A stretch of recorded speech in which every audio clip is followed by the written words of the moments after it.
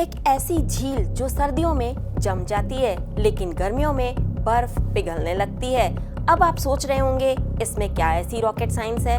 जी हाँ, इसमें कोई रॉकेट साइंस नहीं है, लेकिन जब सर्दियों का मौसम होता है तो इस झील में बर्फ जम जाती है और गर्मियाँ आते ही जब झील पिघलने लगती है, यानी कि ये जब बर्फ पिघलने लगती है तो इसमें सैकड़ों नर कंकाल मानव की हड्डियाँ इधर उधर दिखाई देती हैं। इतनी हड्डियाँ आखिर आई कहाँ से, इतना सब कुछ हुआ कैसे, इसके पीछे क्या है कहानी, आइए जानते हैं ये झील कहाँ पर है और इतनी हड्डियों की वजह क्या है, जबकि लाखों टूरिस्ट यहाँ पर आते हैं। तो जानते हैं पूरी कहानी।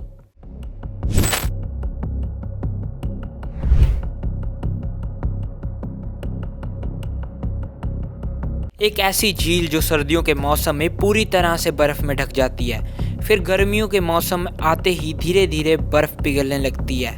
आप सोच रहे होंगे कि भला इसमें क्या रॉकेट साइंस है। जी बिल्कुल नहीं है, यह तो प्रकृति का नियम है। लेकिन यहाँ धीरे धीरे बर्फ पिघलने लगती है और उसी के साथ सैकड़ों नर कंकाल उभर आते हैं। इस झील का मंजर कुछ ऐसा होता है कि आप देखकर चौंक उठेंगे। यहाँ चारों ओर मानव हड्डियां और खोपड़ियां बिखरी होती हैं। अब आप सोच रहे होंगे कि आखिर इतनी भारी मात्रा में लोगों के साथ ऐसा क्या हुआ होगा जो आज यह कंकालों की झील में बदल गया है। इसके पीछे बहुत सी थ्योरी हैं, लेकिन आखिर इसके पीछे क्या वजह रही होगी वो खोज ली गई है। तो आइए जानते हैं इस झील के पीछे की कहानी, जिसमें दफन है सैकड़ों कंकाल।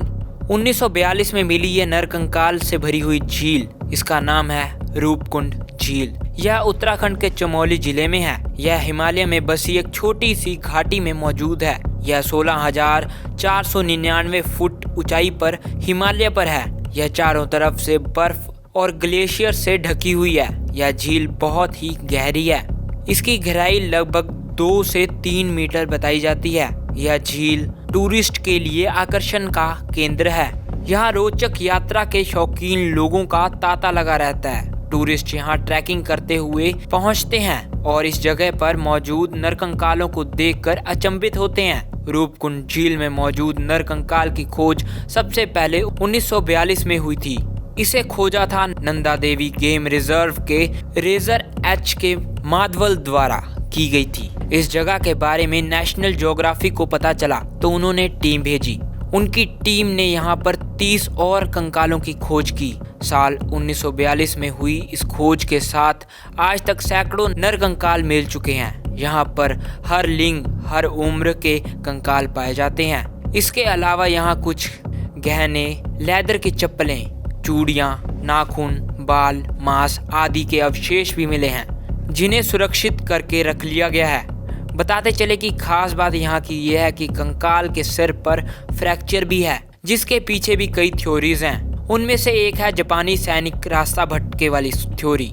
इस झील के पीछे कई सारी कहानियाँ जुड़ी हुई हैं, जिसमें से एक थ्योरी ये भी मानी गई है कि इसमें मौजूद यह खोपड़ियाँ कश्मीर के जनरल जोरावर सिंह और उनकी आदमियों की है। यह बात 1841 की मानी जाती है, जब वह तिब्बत युद्ध के बाद वापस लौट रहे थे।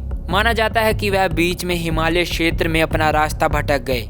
इस पर भी इससे ज्यादा तब बुरा हुआ जब मौसम भी खराब हो गया, जिसके बाद वह लोग वहीं फंस गए और उनके ऊपर भारी ओले गिरे, जिसकी वजह से उनकी मौत हो गई।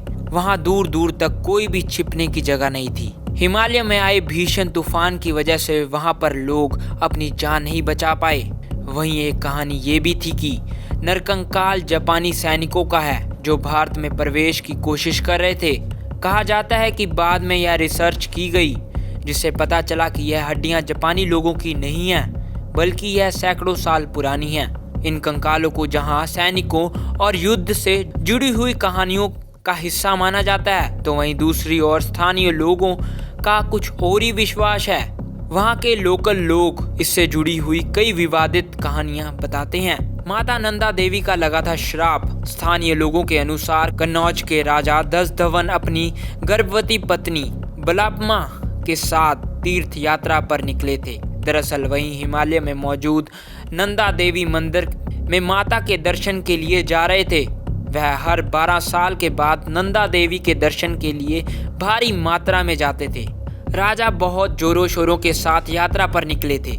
लोगों का कहना है कि राजा को बहुत मना किया गया, बावजूद राजा ने दिखावा नहीं छोड़ा। वह पूरे जत्थे के साथ ढोल नगाड़े के साथ यात्रा पर निकले। मान्यता है कि इससे देवी नाराज हो जाएगी। हुआ भी यही। उस दौरान बहुत भयानक बड़े बड़े ओले उनके सिर पर पड़े और बर्फीला तूफान आ गया, जिसकी वजह से राजा और रानी समेत पूरा जत्था रूपकुंड झील में समा गया। हालांकि इस बात की कोई भी आधिकारिक पुष्टि नहीं है। एक रिसर्च में यह भी कहा गया है कि एक ट्रैकर्स का समूह निकला हुआ था। यह समूह अपने रास्ते में ही था कि जब अचानक बर्फबारी और तूफान आ गया। इस दौरान गेंद जितने बड़े ओले आसमान से बरसने लगे। इस भयानक तूफान से कोई भी नहीं बच पाया, क्योंकि 35 किलोमीटर दूर दूर तक छिपने की कोई भी जगह नहीं थी, जिसकी वजह से लोगों ने छटपटाकर वहां पर दम तोड़ दिया। लोगों के सिर और हड्डियों पर फ्रैक्चर मिले। जब इन अवशेषों को एक्सरे करवाया गया, तब इसमें फ्रैक्चर होने की बात पता चली। इस वजह से ओले की थ्योरी भी सामने आई। साथ ही उस समय में यह भी माना गया कि यह कंकाल 850 एडी के दौरान के हैं। आखिर समझ आ ही गई कंकालों की गुत्थी। इतनी सारी कहानियां और थ्योरियों के बाद आखिरकार अब वैज्ञानिकों ने इसके पीछे का रहस्य को खोज लिया है। पहले वैज्ञानिकों ने इस बात पर इस जगह के रहस्य को खत्म कर दिया था कि रूपकुंड झील में करीब 200 नर कंकाल पाए गए हैं। यह सभी कंकाल 9वीं शताब्दी के हैं, जो कि भारतीय आदिवासियों के माने जाते हैं। इसके अलावा यह भी कहा गया कि सभी लोगों की मौत भीषण ओले की बारिश होने की वजह से हुई। ये भी कह रहे हैं कि इन लोगों की मौत किसी हथियार या लड़ाई में नहीं हुई, बल्कि सभी लोग भीषण ओलों के टकराने की वजह से हुई है, जिनका आकार बहुत बड़ा था। तो इस तरह रहस्यमयी रूपकुंड झील की गुत्थी सुलझा दी गई है। इसे आज भी एक एडवेंचर करने के लिए बेहतरीन जगह माना जाता है। अगर आप भी रोमांचक यात्रा के बड़े शौकीन हैं, तो इस बार बैग पैक करके इस जगह पर आना ना भूलें। अगर आपको इस झील के बारे में कुछ भी जानकारी हो या हमें सुझाव देना हो, तो कमेंट बॉक्स में जरूर लिखें। ऐसी जानकारी लेकर फिर हाजिर होंगे। तब तक के लिए नमस्कार। ये सब कुछ बताया था विभोर ने। कैमरामैन आशीष के साथ मैं वंदना, D5 चैनल हिंदी।